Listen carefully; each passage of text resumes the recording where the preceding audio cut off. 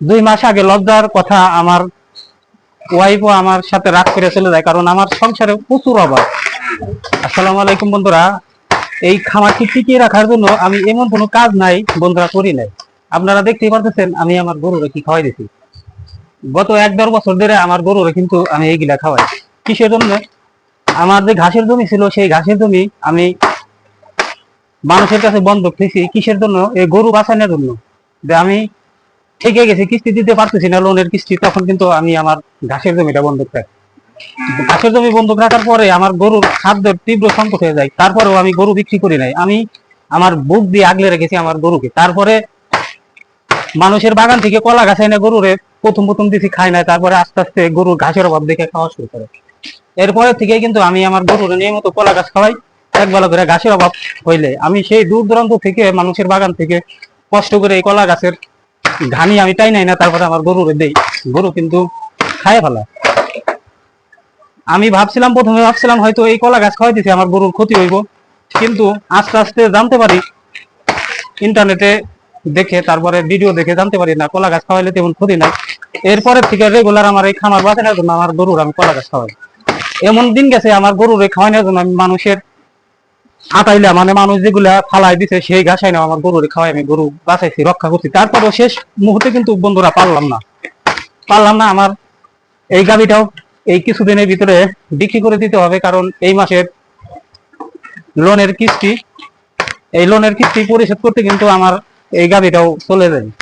এখন আমার খামার শূন্য। আমি একটা সময় যখন গাড়ি চালাইতাম, এক্সকাভেটর চালাইতাম, আমার মাসে 50-60 হাজার টাকা ইনকাম হইতো। তখন আমার কত দাম ছিল, মানুষের জন্য আমার কত দাম দিত। আজকে আমার ইনকাম নাই, কেউ মনে করেন যে ভালো নজরে দেখে না। গরুর খামার করার পরে থেকে যখন আমার অভাব শুরু হলো, তখন পরিবারের লোকজন, আশেপাশের লোকজন সবাই কিন্তু আস্তে আস্তে ছেড়ে যায়।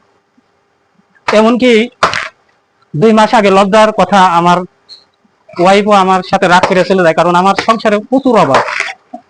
মাস গেলে কিস্তির লোকজন আসে, বাড়ি ভরা এসে কিস্তির টাকাটা দেয়। এরপরে কিন্তু আমার খামারটা খালি করতে শুরু করি।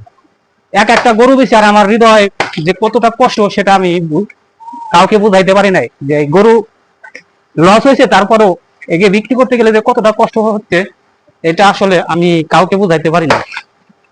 আর এই অভাবের সময় আমি কারোর থেকে কোনো প্রকার হেল্প পাই নাই। অভাবে পড়ার পরে আমি চেষ্টা করি ঘুরে দাঁড়ানোর জন্য।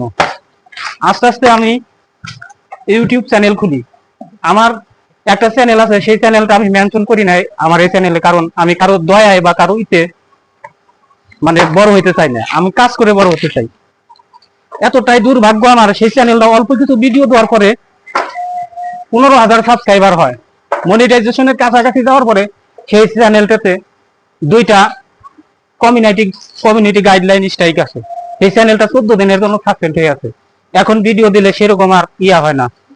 মানে কষ্টের দ্বার একবার পড়ে যায়, সে কষ্টের থেকে উঠতে গেলে কত কাঠখড় পোহাইতে হয়, মানুষের ভিতরে অপমান, লাঞ্ছনা, গঞ্জনা সইতে হয়, তার কোনো নাই। আমি যে ভুলটা করছি, আপনারা ভুলেও এরকম কাজ করতে যাবেন না, কোনো কিছু না শিখে। দেখেন, আমি ইউটিউব চ্যানেল করতে গেছি, সেইখানে যে তাদের নিয়ম কানুন আমি ফলো করি নাই।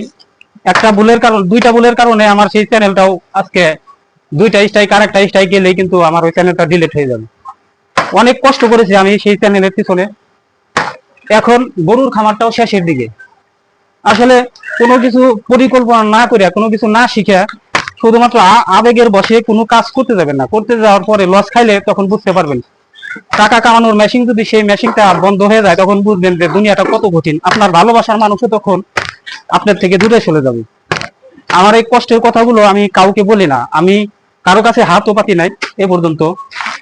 আমার এই কষ্টে কেউ আমার পাশে এসে দাঁড়ায় নাই। যে আমার এই মুহূর্তে যদি কেউ আমাকে 5 লক্ষ টাকা আমাকে ইনভেস্ট করতো, তাহলে আমি ঘুরে দাঁড়াইতে পারতাম, কিন্তু ওই রকম মানুষ আমিও পাই নাই, আর ওই রকম আশা আর করি না। হয়তো আশা রাখি, আমার ভিতরে কেন জানি না, এতটা কষ্টের পরও কেন জানি মনে হয় আমি হয়তো ঘুরে দাঁড়াইতে পারবো। আমার সেই সোনালী অতীত যে দিনগুলো ছিল, সেই দিনগুলো হয়তো একদিন ফিরে আসবে, সেই আশায় কিন্তু ভাই আমি এখনো কাজ করে যাচ্ছি।